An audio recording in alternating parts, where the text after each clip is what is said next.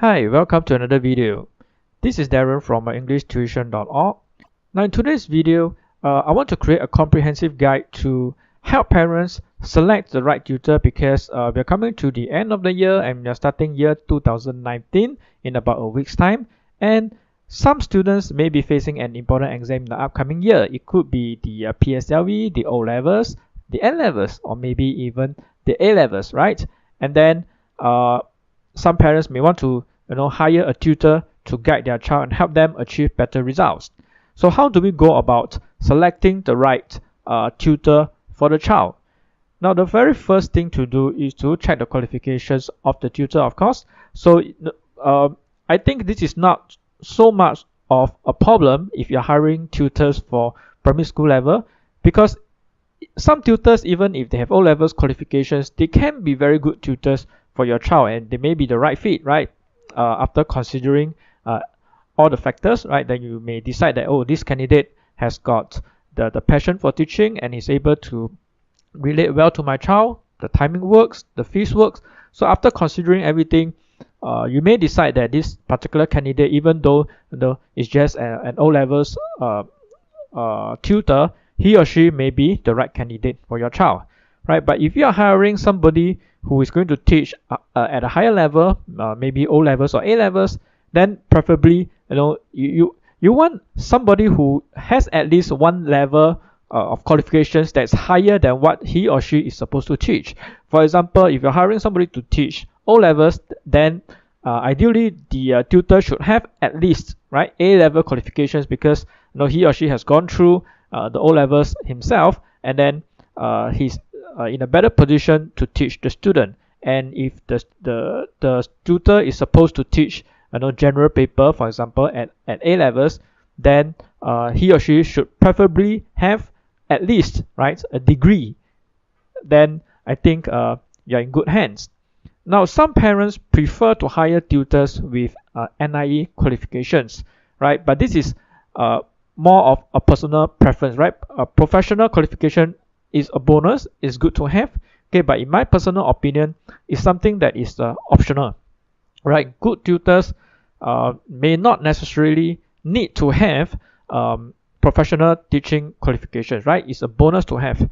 And I have come across many good tutors, right, who do not possess the NIE qualifications, and this should not be taken heavily into consideration, especially if your student or if your child is in the primary level, right? Because if you hire a degree holder to teach at the primary level, he or she is more than competent, right, to teach the PSLE level. And of course, having the paper itself is good, right? But nothing beats having years of experience in the teaching profession, because experience is very important and is what really counts when it comes to teaching on the ground. So be sure to check for the number of years of experience that a tutor has. And I'm not just referring to the teaching experience. Sometimes work experience also counts, right? Because if the tutor is more mature, he or she may have more experience working with people in general. Those kind of skills, soft skills, actually can come in pretty useful when it comes to teaching, right? So don't discount those years of working experience that the tutor may have, right? But of course, if the tutor has years of relevant teaching experience, then that's even better, all right? The third thing to consider is whether the tutor has a structure or a fixed curriculum, right? So is there some kind of a method that the teacher is using or the tuition center is using, and has this particular method been proven to be effective? Usually having a curriculum is better than having nothing at all, because when you have a fixed curriculum, the tutor can actually go back, revise the worksheets, improve on it, and so over the years, together with the experience, the curriculum can actually get better and better. And as a result, students can expect to have more effective results that come out of attending these lessons, right? So if they have the custom worksheet curriculum, also remember, before signing up for the tuition, discuss your goal expectations with your tutor, right? I have worked with parents who have unrealistic goal expectations, and usually if this is not cleared up before the assignment starts, it leads to a train wreck, because the parents are expecting to see certain results once they sign up their child, but they're not seeing that in the time spent that the child has been attending the lessons, and as a result they become unhappy and they withdraw their child and so on. Sometimes it may be that it takes a bit of time, right, for the results to show, and then some parents may just be impatient. So do discuss these goals with your tutor, and see whether the academic result that the student is trying to achieve is realistic or not. So during the discussion, be prepared to review the results of your child to the tutor, so that both parties get a pretty good idea of the child's starting point, right? We want to be able to clarify that where is your child starting from. So if your child is starting from, say, primary 5, failing the exams, and you're expecting to get like 70% by the end of the year, given a year's work, that may be a bit unrealistic. You have to see some kind of progress, right, from failing, right, to passing, to getting a B, getting a strong B, and eventually getting an A. And the process itself takes a bit of time, and it all depends on the child and the tutor, all the stakeholders coming together, right, and putting in an effort to make sure the child learns, right, before we can see those type of results.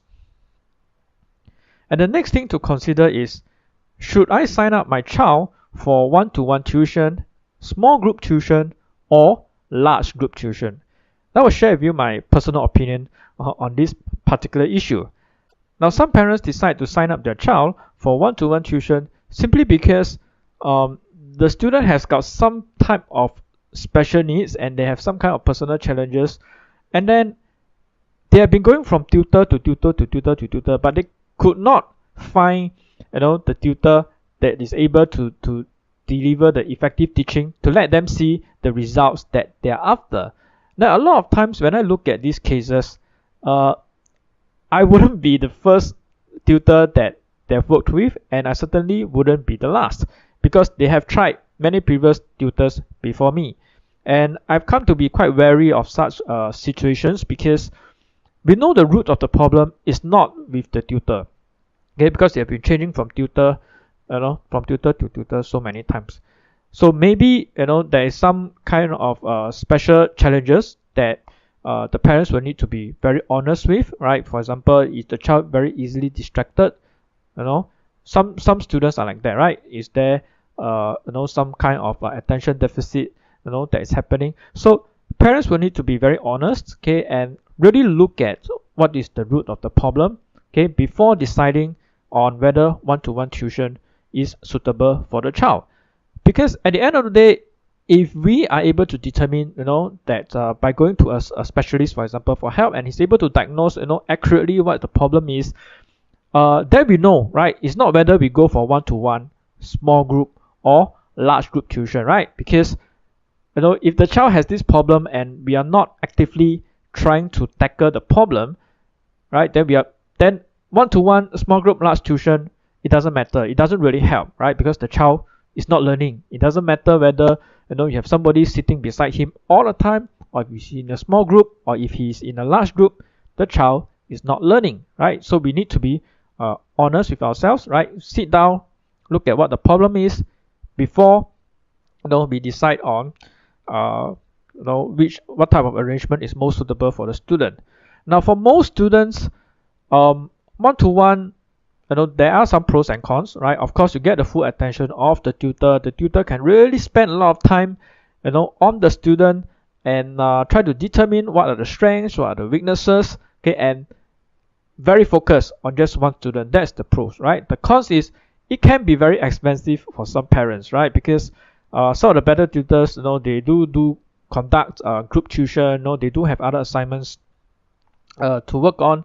And just to have the one-to-one tuition, for them, it doesn't really make a lot of sense, right? So if parents are willing to compensate the tutor, right, for having this one-to-one tuition, and you think that this is the best arrangement for the child, feel free to try this out. Now, my personal recommendation is to go for small group, right? Small group is means typically groups that are within 3 to 6 students, right? This is a very manageable group, and if you have a very good, crop of students, then the lessons can progress relatively trouble-free, right? We don't have a lot of students, talking among themselves, distracting the other students, creating a lot of trouble, right? Then it becomes a classroom management issue, right? And then or less time is being spent on teaching and learning. So this is the best middle ground, in my opinion, right? Typically between 3 to 6 students, where the tutor can still afford to take the time to focus individually on each student, because it's not that taxing. It's only between 3 to 6 students, okay, as compared to a large group, right? So large group, I would take it to be anything that is 10 or more students will be a pretty, decent mid to large group, right? So that's no longer a small group. But this type of arrangement can also be very effective, especially for kids who are already mature enough to be independent, right? And to sit there and pay attention to the tutor without, doing a lot to distract, to cause distractions in the classroom. So if you have a class like this, then this kind of arrangement can actually, work. And the one of the advantages of being in a large group is that you can expect the fees to be slightly lower compared to a small group, and it works even better if you're comparing the rates to a one-to-one tuition, right? It's going to be a lot more affordable. So parents will have to decide, right? Where is the balance, okay, between the budget, the fees that I have to pay, and the amount of attention that the child needs, right? So just choose accordingly. Now, once you have decided on all these different factors which I just mentioned, check the qualifications, check the years of experience, doing some background check in general, right? What are the teaching methods, right? And call up the tutor to discuss, to see whether the goals that you have for your child is realistic or not, okay? And then make a decision, okay, as to whether you want one-to-one, small group, or large group. All right. Then after that, it's just kind of making sure that it works out logistically for your child, right? So you also have to pick the location. Now, some parents prefer to have the tutor come to their home for tutoring. Okay. I think it's a good arrangement if you can find a good tutor who is willing to travel to your house to give tuition to your child. Again, there are pros and cons. Okay, sometimes you may not be able to find some of the better tutors because the better tutors are very highly sought after, and it's harder to get them, right, to be able to travel to your house. And you have to, I've mentioned this just now, you have to be willing and ready to compensate the tutor for their traveling time and their traveling expenses. Okay, and you have to bear in mind that the tutor, once they come to your house, they cannot be out there conducting group tuition, in tuition centers or at their homes once they are at your house, right? Because we can't get other students to come in and join the lesson. So again, be prepared to compensate the tutor for this type of arrangements. Now, the other types of locations that you can consider are either the tutor's home or tuition center. Of course, both of these locations involve traveling, right? Commuting. The students must be prepared to commute to the tuition center, okay, or the tutor's home in order to attend the lesson. Now, personally, I rarely work on traveling to the student's house to conduct lessons anymore, okay, because I do have a small crop of students who come regularly to my house to attend the lessons. And from what I've noticed is that I think sometimes we need to give a bit of room for the students to develop their sense of independence.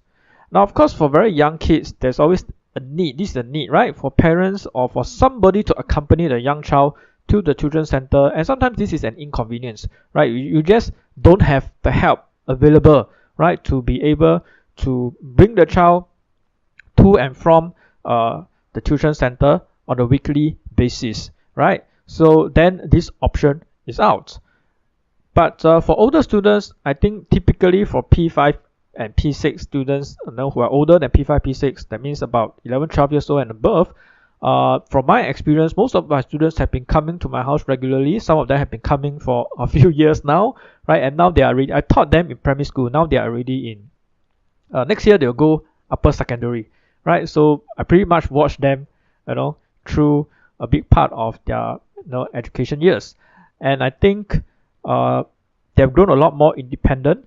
Okay, and when they travel to my house for lessons, okay, I explain to them that if you are going to put in the effort, to travel to my house for lessons, then make sure you learn something and take away something. Don't come here, waste time, daydream, talk to friends, and don't learn anything, right?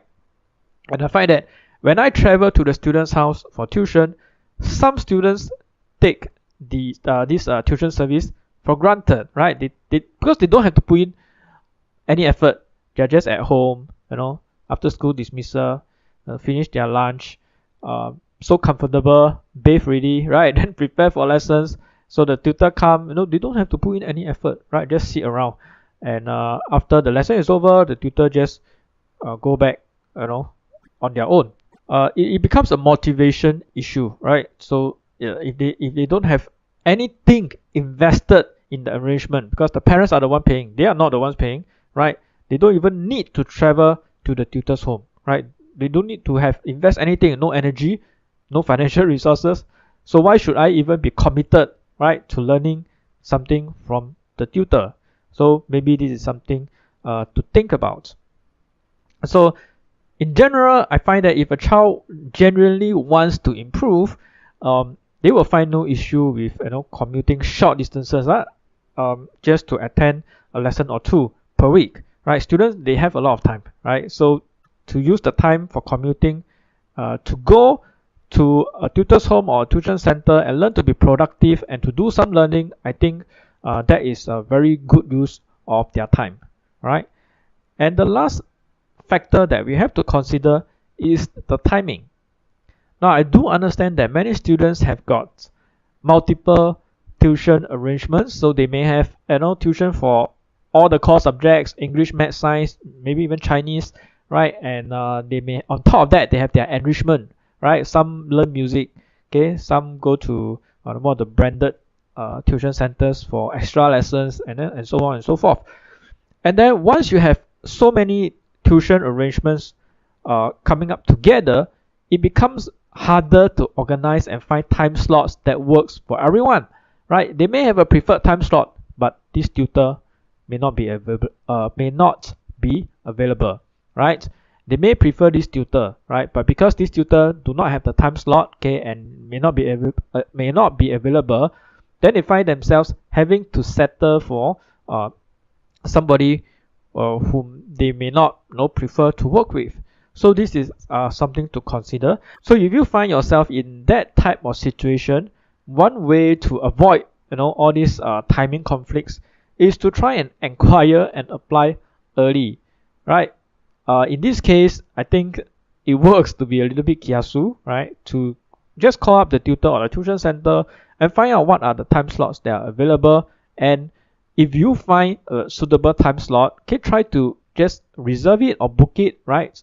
Because usually time slots are given on a first come, first serve basis. So I find that some parents, they're very smart, right? They do contact me during the school holidays, right? Not when after school reopen, not when they find that the child is doing badly for their CA or for their SA, then they go and call up the tutor.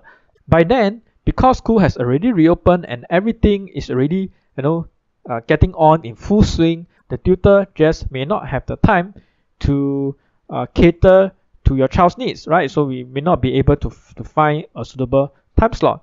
So make sure to always, if you really have the intention to hire somebody to help with the child in this area, don't wait until the very last minute. Try to book in advance, and hopefully the timing works out. And that's about all I have to share in this video, right? I understand it's a bit lengthy, and I do hope that some of the information will be useful to some parents out there, especially those who have not hired a tutor before. And I've also come to notice that Some parents are very good at hiring tutors. They have become so proficient because maybe they were changing tutor from tutor, right? But not every one of them are very good at retaining and working with tutors. So the end result is that the tuition arrangement is short-lived, and this is unhealthy for everyone, right? So in my next video, hopefully I can find a time to come up with a video that shares more about how to work with tutors, right? So stay tuned for that. If you want to see that video, do remember to subscribe to my channel, or you can follow me on my Facebook page. So as usual, you'll find the links in the video descriptions below. So time to say goodbye for now. Merry Christmas and have a very happy New Year. Bye.